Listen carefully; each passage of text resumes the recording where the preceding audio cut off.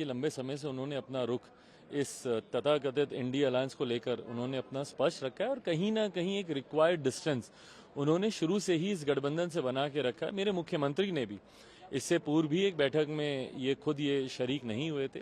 देखिए मुख्यमंत्री जी को इस गठबंधन का जितना नुकसान करना था वो कर चुके हैं।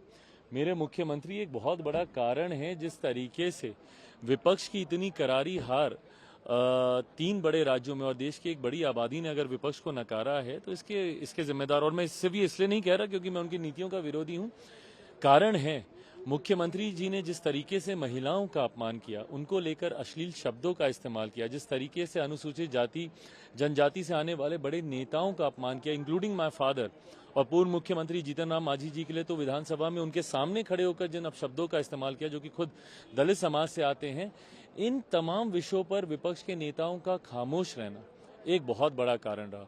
सनातन धर्म को समाप्त करने की जब बात हुई उस पर विपक्ष के नेताओं का खामोश रहना भी एक बहुत बड़ा कारण रहा। और जातीय जनगणना यकीनन कांग्रेस के बड़े नेता देश भर में उसको लेकर जाने की बात करते आए हैं, पर उसमें जिस तरीके से बिहार में ही उसमें धांधली की गई, जिस तरीके से कई ऐसी अनुसूचित जाति जनजाति की छोटी जातियां हैं, पिछड़ा वर्ग की छोटी जातियां, जिसको कमतर करके दिखाने का कार्य किया गया, वहीं अपने समीकरण की जो जातियां हैं उसको बढ़ाकर दिखाने का काम किया। इसने अविश्वास पैदा किया देश की जनता में और उन राज्यों के लोगों ने इस बात को भली भांति भापा कि किस तरीके से इसमें धांधली की गई है। ये तमाम कारण जिम्मेदार हैं।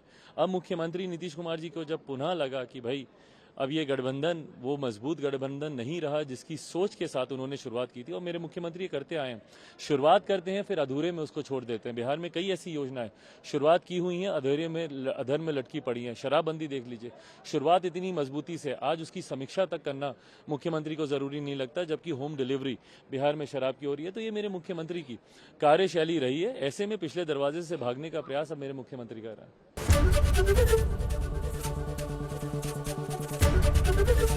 एबीपी गंगा, खबर आपकी, जुबान आपकी।